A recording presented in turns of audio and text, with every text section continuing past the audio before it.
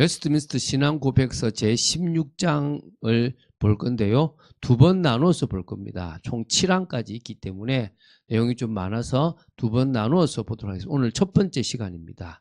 선행에 관하여라는 겁니다. 선행은 착한 일이잖아요. 그죠? 우리가 합력하여 선을 이룬다 할 때 그 선과 선행은 조금 차이가 있습니다. 선은 하나님의 계획을, 하나님의 뜻을 이루는 거고, 그 하나님의 뜻이 행동으로 나타나는 걸 선행이라고 할 수가 있겠죠. 그죠? 우리가 인간이 볼 때 선행이라고 하는 기준이 있고, 하나님 보실 때 선행이라고 하는 기준이 있습니다. 물론 비슷한 부분들이 많이 있지만, 우리는 잘못하면 인간이 가지고 있는 선행이라는 것들을 기준으로 잡아서 맞다, 안 맞다를 생각해 버릴 수가 있습니다. 그러지 않게 되길 바라고, 물론 누구에게나 선을 베푸는 것을 선행이라고 볼 수 있는데요. 그것에 대한 부분들을 좀 보겠습니다. 자, 선행이라고 하는 것은요, 오늘 선행의 정의와 이 선행의 역할에 대해서 볼 겁니다. 사실 성화와 선행은 연결됩니다. 성화의 과정 속에서 선행이 나오는 거거든요. 그래서 우리가 정의를 본다면 하나님께 순종하며 사랑과 은혜에 대한 반응으로 행하는 행위나 삶의 태도가 바로 선행입니다. 그러니까 하나님의 말씀에 순종하는 거죠. 그래서 사랑과 은혜에 대한 반응이죠. 우리가 사랑을 가지고 있기 때문에, 우리가 은혜를 받았기 때문에 베풀 수 있는 반응으로서 행하는 행위나 삶의 태도들을 의미합니다. 그래서 남한테 그 받은 사랑과 받은 은혜가 가는 것들이 선행이라고 보면 되겠죠. 선행의 역할이 있습니다. 선행은요, 성도의 성화 과정 중에서 중요한 부분입니다. 성도의 성화 과정은 첫 번째, 우리가 이제 구원받으면 성화를 할 수 있습니다. 그러니까 구원받은 사람이 이제 성화를 할 수 있는데요. 옛사람을 벗기가 있습니다. 옛사람을 벗어버리는 겁니다. 우리의 어떤 죄된 모습, 우리의 이 연약한 모습, 또 사단에게 속는 모습을 버리고 새 사람을 입는 거죠. 새 사람을 입는 과정 속에 성령의 역사가 필요한 거죠. 그죠? 점진적으로 성장합니다. 그러면서 열매를 맺으면 그 열매 중에 하나가 선행입니다. 그 열매를 가진 사람은 이제 열매가 결국 선행으로 이어지는 겁니다. 그런 부분들은 좀 이제 보겠습니다. 선행은 의로운 삶으로 하나님께 영광을 돌리는 수단입니다. 우리가 밖에서 사람들을 구하고 살리고 또 좋은 일을 베풀었을 때 어떻게 당신 그런 일을 했냐?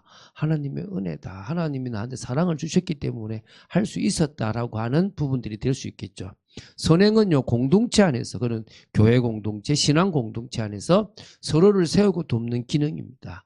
그렇죠. 우리가 교회 내에서 선행은 중요하죠. 우리가 섬기고 헌신하고 봉사하는 게 선행입니다. 선행은 하나님 나라의 확정에 기여합니다. 결국은 이 선행의 역할은 영광 돌리고 또 공동체를 세워나가고 하나님 나라를 확장해 나가는 거죠. 선행은 신앙의 실천적 표현이라고 보시면 되고요. 성도의 거룩한 삶을 구현하는 핵심 요소가 되기도 합니다. 그런 의미에서 우리가 선행을 한다는 것은 맞아, 여러분이 생각하는 선행과 같은 개념입니다. 조금 더 우리가 이 선행을 사람들이 생각하는 착한 일로 생각하면 안 돼요. 남에게 무조건 밥을 퍼주는 일이 선행이다. 그것도 선행이죠. 그러나 우리가 하는 선행은 밥을 퍼주면서 그 사람이 예수 믿게 만드는 겁니다. 우리가 밥을 퍼주면서 우리가 그 사람의 필요한 걸 채우면서 결국은 진정으로 그 사람에게 구원의 축복을 전해주는 구원의 그 은혜가 가게 하는 겁니다. 그게 진정으로 선행이라고 보시면 되겠죠. 자, 이제 됐습니다. 그리고 이제 그러면은 하나씩 보겠습니다. 선행에 관하여 첫 번째인데요. 1항인데 이게 조금 요 책과 원래 원본이 조금 달라요. 이거는 성령에 대한 이야기인데, 근데 이게 원본에는 이렇게 안 나와 있기 때문에 우리 책을 보고 있으니까 이 책에 대한 부분들이 좀 보고, 그러면서 원래 이 원문에 있는 것도 한번 조금 보도록 하겠습니다. 자, 그래서 선행들과 하나님 말씀인데요. 자, 한번 읽어보겠습니다. 제가 이제 이번에 제가 조금 이따가 한다고 해놔놓고 잊어먹었던 게 성경 구절을 제가 적는다고 해놨는데, 기록한다고 했는데 이번에 잊어먹었어요. 제가 좀 못했습니다. 그래서 이번엔 성경 구절이 없습니다. 좀 기니까 좀 없는 게 좀 낫기도 합니다. 읽어보겠습니다. 성령은 삼위일체 중에 제3위로서 성부와 성자로부터 나오시고 본체는 같으시며 그 능력과 영광은 동등하시다. 그렇죠? 우리는 지금 성령을 배웁니다. 이제 지금 이 선행은 성령의 특별한 은혜로 말미암아 진행되기 때문에 이 성령이 없으면 성화가 일어나지 않고 성화가 일어나지 않으면 선행은 나올 수가 없다는 겁니다. 선행이 성화가 아닙니다. 성화된 사람에게 나타나는 현상이 선행입니다. 제가 계속 얘기했죠. 온유는 부드러움이 아닙니다. 온유는 유선함이 아닙니다. 온유라는 것은 길들여지다라는 것입니다. 우리가 내 멋대로 살아가다가 하나님 말씀에 길들여진 거, 가라면 가고 서라면 선 게 온유한 겁니다. 그래서 모세가 가장 온유하다라고 하는 것은 가장 하나님 말씀에 가라면 가고 서라면 서는 길들여진 존재죠. 온유함이 생기니까 부드러워지는 거예요. 온유함이 생기니까 유순해지는 겁니다. 그래서 온유함의 결과가 부드러움입니다. 그처럼 우리가 성화의 결과가 선행인 겁니다. 그러면 그 성화는 무엇로 진행됩니까? 성령으로 진행됩니다. 그 성령의 역사가 있어야만 성화가 진행되고 그 성령의 역사로 성화가 되어야만 우리 선행이라는 열매를 맺을 수가 있습니다. 그런데 그 성령은 제3위로 성부와 성자로부터 나오시고 본체는 같으시고 그 능력과 영광도 동등하십니다. 또 성부 성자와 함께 계시며 모든 시대를 통해서 믿음과 사랑과 복종과 예배를 받고 계십니다. 그러니까 성부 성자 성령은 여러분 구약은 성부 시대, 신약은 성자 시대, 지금은 성령 시대 이렇게 보면 안 돼요. 모든 시대가 성부 성자 성령이 같이 하신 거예요. 창조도 성부 하나님이 작정하셨으면 성자 하나님이 창조하셨고 그 창조한 세계가 자연적으로 스스로 움직이게끔 만드는 것은 성령의 역사, 섭리라는 거예요. 구원도 마찬가지입니다. 그 구원을 작정하신 걸 예정이라 그러죠. 예정하신 대로 성취하러 이 땅에 오셔서 성취하신 분이 성자 하나님이십니다. 그걸 우리에게 적용시키고 완성시키시는 분이 성령 하나님이십니다. 또 심판도 제가 마찬가지라 그랬죠. 심판을 작정하신 분은 성부 하나님이십니다. 그 심판을 친히 진행하시는 분은 성자 하나님입니다. 성령 하나님은 우리에게 인치시고 보증이 되십니다. 그래서 우리가 성령이 있는 사람은 양의 자리에 갈 수 있는 거죠. 그것처럼 이 시대에도 성령은 성부와 성자와 같이 함께 믿음을 이렇게 우리의 믿음을 받으시고 우리의 사랑을 받으시고 우리의 복종을 받으시고 우리의 예배를 받으시는 분이십니다. 그런데 이 선행들과 하나님의 말씀이라고 하는 부분이 나오는데요. 이게 여기 좀 풀어 쓴 거 됩니다. 선행은 이게 이제 이 1항의 내용인데요. 오직 하나님께서 그의 거룩한 말씀 가운데 명령하신 것이다. 이렇게 되는 거예요. 그러니까 선행은 말씀 가운데서 하라고 명령하신 거예요. 남에게 함부로 하지 말고 네 몸을 사랑한 것처럼 남을 사랑해라. 이게 어찌 보면은요. 거룩한 하나님께서 그의 거룩한 말씀 가운데서 우리 인간에게 명령하신 거예요. 사람에 의해 성경의 증거 없이 맹목적인 열심이나 어떤 선한 의도를 가장하여 고하는 것은 아닙니다. 그러니까 이 선행은 어떠라고요? 사람이 의도적으로 만든 게 아니라 하나님의 말씀 속에 있는 거라는 거예요. 이거 되십니까? 그게 선행이에요. 우리는 그 선행을 하는 거예요. 그래서 선행은요, 성령의 역사로 가능하다는 거예요. 성령의 역사 속에 있을 때 성화가 거룩하게 됨이 가능하고요. 성령 안에서 믿음을 가지고 우리는 사랑도 할 수 있고 복종도 하고 예배를 드릴 수 있습니다. 그래서 성화의 열매로 맺어지는 것이 선행이다.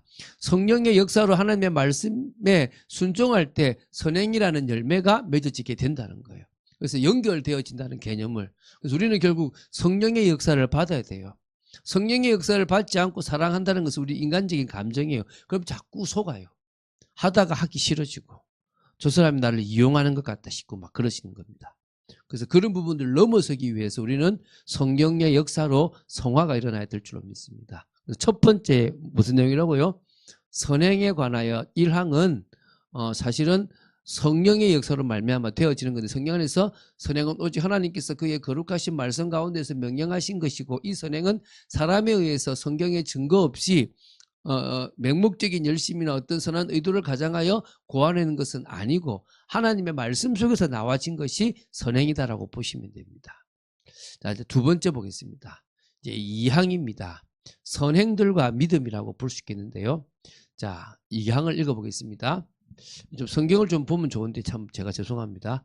하나님의 계명에 순종함으로써 이루어지는 선행은 참되고 살아있는 믿음의 열매이며 증거이다. 그래서 결국은 믿음을 가진 사람이 성화가 일어나는 것이고, 그래서 그 열매로, 그 증거로 선행이 되어지는 겁니다. 그리고 신자들은, 성도들은 그 선행을 통하여 자기들의 감사를 나타내고 확신을 굳게 하며 형제의 신앙을 북돋아주고 복음의 말씀을 존경하여 반대자들의 입을 막고 하나님을 영화롭게 한다. 결국은 선행을 하고 있다는 것은 내가 지금 감사를 하고 있다는 거고, 확신을 굳게 하고 있는 거고, 형제의 신앙을 북돋아주는 거고, 복음의 말씀을 드러내고 반대자들이 입을 막고 하나님을 영화롭게 하고 있는 겁니다. 그래서 그들은 하나님께서 지으시고 예수 그리스도 안에서 창조된 것이므로 성화에 이르는 열매를 가지고 결국에는 영생을 얻게 될 것이다. 이러는 겁니다. 결국 우리가 성화에 이르는 열매를 가지고 영생까지 이어지는 겁니다. 선행했기 때문에 구원받는 게 아닙니다.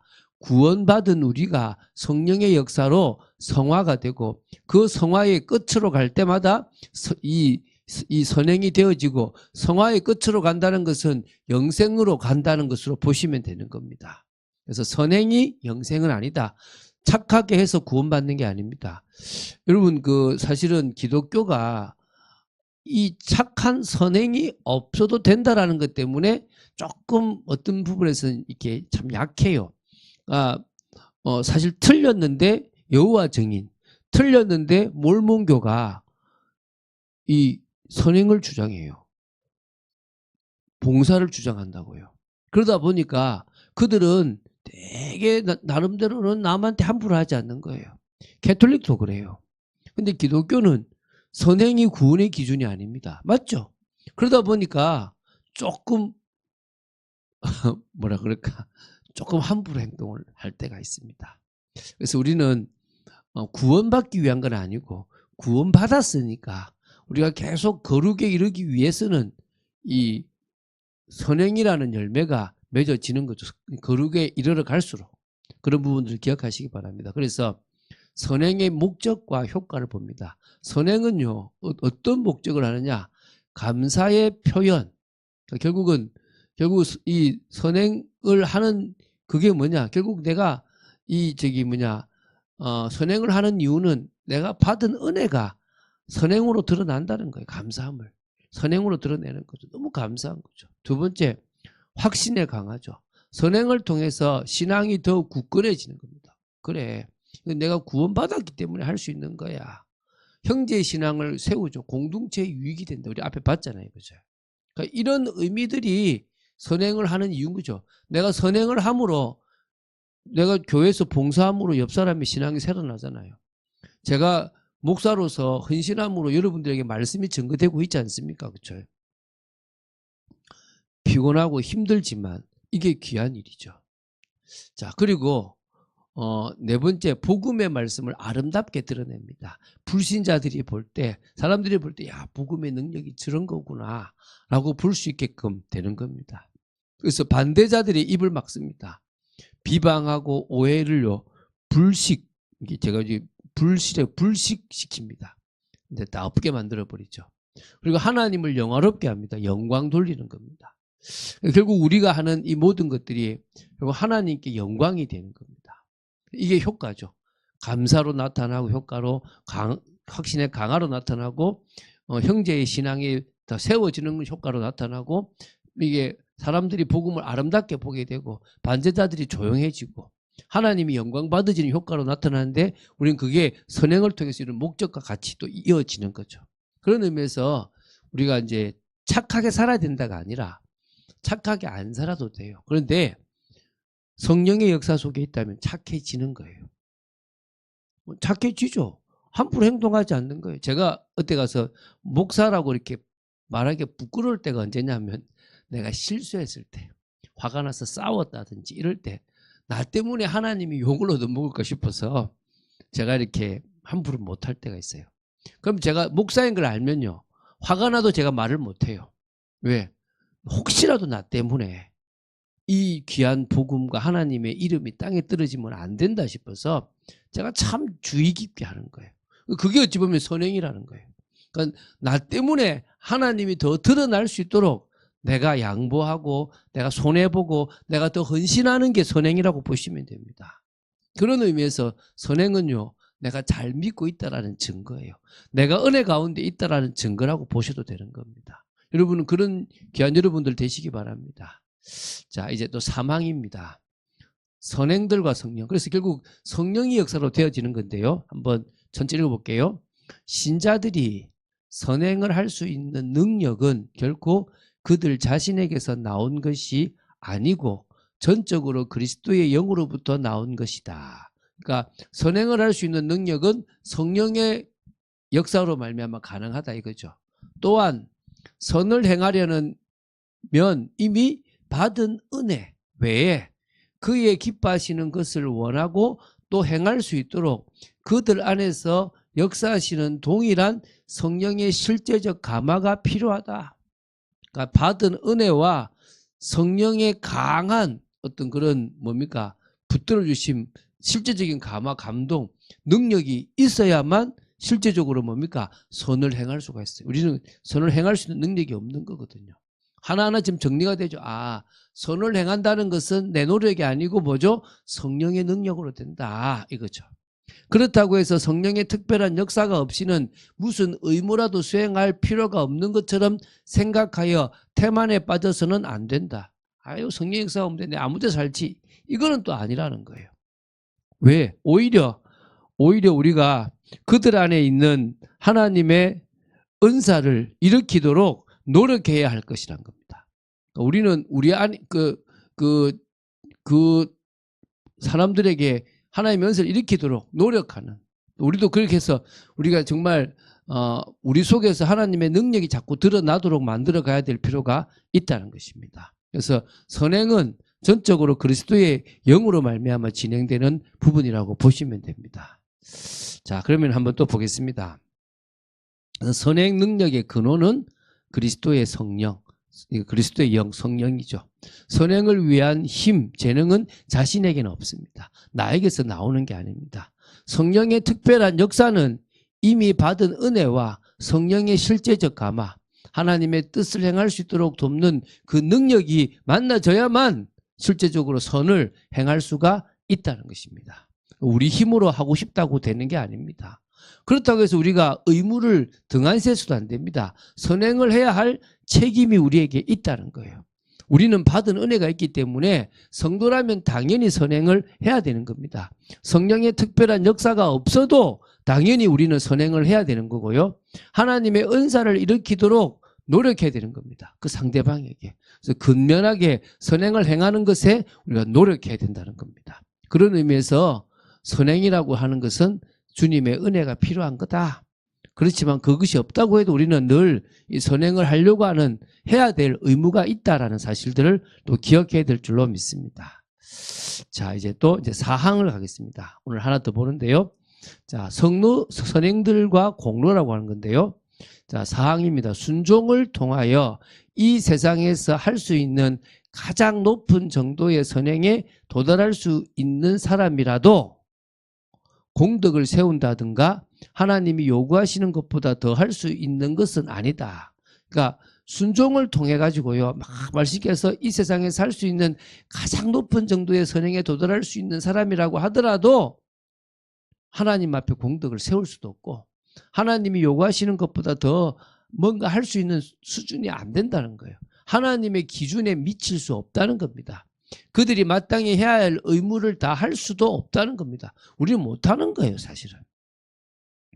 우리는 못하게 돼 있는 겁니다. 그래서 무슨 말이냐? 순종에 있어서 한계를 가진 존재가 인간이라는 거예요.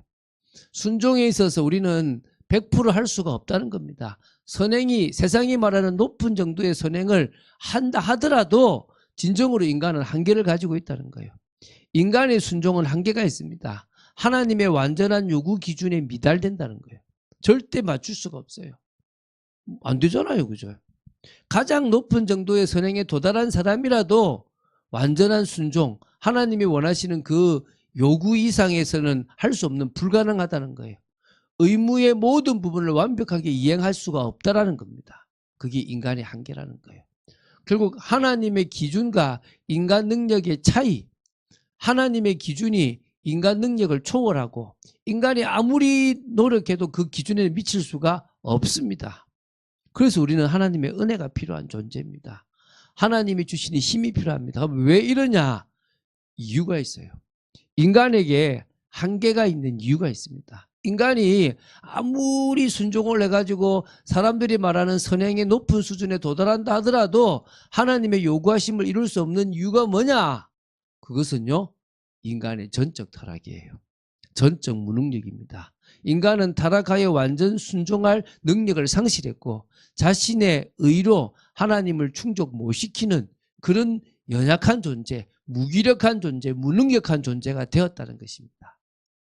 그래서 우리는 성령이 주시는 은혜를 따라 가능한 일이지 내 힘으로는 할 수 없다는 거죠. 이 세상에서 성도의 성화 과정을 보면요, 점진적 성장은 분명히 있지만 절대적 완전함에는 이르지 못한다. 이 땅을 살아가는 인간은 절대적인 완전함에 이르지 못하고 결국은 부족하고 연약한 모습을 가지고 주님 앞에 딱 섰을 때 그때 우리를 완전히 영화롭게 바꿔주시는 거지, 그전에 우리는 성화에 완전한 100%에 이룰 수는 없다는 겁니다. 물론 점진적 성장은 있어요. 신앙생활을 하면 할수록 선행이 많아져요. 세상 말로 착해지는 겁니다. 좀 나아지는 거죠. 조금 달라지는 겁니다. 그런 건 있을 수가 분명히 있습니다. 없지는 않습니다. 그러나 그게 하나님의 절대적 기준에, 절대적 완전함에는 절대 이룰 수가 없다는 사실을 명심해야 될 줄로 믿습니다. 그런 의미에서 오늘 이제 정리를 한번 해보겠습니다. 1항부터 4항을 좀 정리해 보면 이렇습니다. 첫 번째, 선행은 사람이 임의로 만든 것이 아니고 선한 의도를 가장하여 고안한 것이 아니라 뭐요? 하나님의 말씀에 근거한 명령이고 그 명령은 성령의 역사로만 그 명령에 순종할 수 있는 겁니다. 그런 의미에서 하나님의 명령, 말씀에 근거한 명령이 선행인 거지, 인간이 이게 선행이야 라고 고안해낼 수 있는 수준은 아니라는 겁니다. 그런 의미에서 여러분, 이 선행은 우리가 지켜야 될 의무가 있습니다. 그 의무를 우리 힘으로 할 수 있기 때문에 성령이 하시는 거죠. 두 번째는요, 선행의 목적과 효과입니다. 아까 우리가 읽었잖아요. 감사의 표현, 확신의 강화, 형제 신앙을 세우고 복음을 드러내고 반대자의 입을 막고 하나님께 영광을 돌리는 이런 목적과 이런 효과들이 이 선행에 있는 겁니다. 그런 의미에서 우리는요, 우리가 지금 감사의 표현으로 또 확신을 강화시키는 부분에서 우리가 더 착한 모습들, 다른 모습들을 가지고 나가는 게 필요하고, 교회에서 봉사하는 것도 선행이고 구제하는 것도 선행이라는 것들을 기억해야 될 줄로 믿습니다. 세 번째는요, 선행을 할 수 있는 능력은 전적으로 그리스도의 영, 성령으로 말미암아 가능합니다. 그래서 성도라면 당연히 선행을 해야 되는 의무가 있는데 이 의무를 우리 힘으로는 할 수 없기 때문에 하는 겁니다. 그러면 성령 안 주면 안 해도 된다가 아니라 하기 위해서 계속 우리가 노력할 부분, 이 열심을 낼 필요가 있는데 그때 하나님은 성령을 부어주실 거라는 겁니다. 네 번째, 순종에 있어 한계를 가진 존재가 인간입니다. 그래서 완전한 순종이 불가능하다. 하나님의 요구를 만족시키는 순종은 불가능하다라고 보시면 됩니다. 이렇게 지금 정리가 됐고요. 이제 다음번에 할 거는 이제 성화와 이 선행의 관계에 대한 부분들을, 거룩하게 하심과 성화의 이 선행에 대한 관계부터 해서 이제 다시 이제 5항부터 7항까지를 설명하면서 또 한번 전체적인 정리를 좀 하려고 합니다. 그래서 여러분, 이게 지금 계속적으로 필요한 게, 우리가 지금 말하는 조직 신학은 되게 많이 갖추어진 거고 지금 여기서는 이런 부분이 필요하다라고 지금 집어넣었는데 순서가 좀 뒤죽박죽이 돼 있는 부분들이 있습니다. 우리 방식으로는 이해가 잘 못할 수도 있거든요. 그러니까 사실은 제가 이제 조금 이게 성경을 연구하면서 이제 보게 되는 게 유대교는 구약을요 세 부분으로 나누어서 이렇게 설명해. 우리는 네 파트로 나눠 설명하거든요. 근데 처음에 우리도 기독교도 이렇게 세 파트로 나눠서 하다가 신약과 연결되면서 네 파트로 이렇게 지금 구분을 하게 됐어요. 왜냐하면 불완전한 모습들로 되면서 신약이 완성되는 곳으로 가게 되거든요. 그래서 어떤 부분에서 이 조직 신학 하기 전에 웨스트민스터 신앙 고백서도 처음에는 이렇게 했는데 그게 나중에 보니까 이 순서가 좀 다시 가고 이건 이런 의미가 있다라고 성 안에 집어넣고 해서 지금의 계시론, 신론, 그 다음에 인간론, 구원론, 기독론, 구원론, 그 다음에 교회론, 종말론 이렇게 구분을 하게 된 거예요. 그 안에다가 이렇게 하나하나씩 집어넣은 거거든요. 그런 의미에서 우리가 지금 이 웨스트민스터 초반에 있었던 이 신앙 고백서의 내용이 좀 우리하고 좀 생뚱맞은 부분이 있다 하더라도 그 하나하나를 조금 의미 있게 생각하고 너무 예수 믿으면 아무 선행도 안 해도 된다라고 하는 잘못되는 것도 문제고 선행이 구원의 조건이다라고 하는 것도 문제고 선행은 구원받은 자가 성령의 역사 속에서 성화를 이뤄 나갈 때 일어나는 열매다라고 생각하는 것이 가장 맞을 줄로 믿습니다. 그런 축복을 같이 누려나가는 저와 여러분 되기를 주 예수 그리스도 이름으로 축원드립니다. 주는 그리스도시요 살아계신 하나님의 아들이심을 고백합니다. 말씀 따라가는 축복 속의 독재들을 지켜주시고 역사하여 주시고 이끌어 주시기를 간절히 소원합니다. 아버지, 저희들이 선행이라고 하는 부분들을 배워나갑니다. 아버지, 이게 구원의 그런 정말 구원을 위해서 필요한 것도 아니고 또 그렇다고 해서 그러니까 안 하면 안 되는 것도 아닌 당연히 해야 되지만 그것이 우리가 점진적으로 성화의 과정을 가져가면서 일어나는 열매임을 고백합니다. 그런 만큼 저희들이 더더욱 이 선행이라고 하는 부분의 삶을 통하여 하나님께 더 영광 돌리는 저희들이 되도록 지켜주시고 말씀에 순종하는 삶을 살도록 붙잡아 주시옵소서. 주 예수 그리스도 이름으로 기도드립니다. 아멘.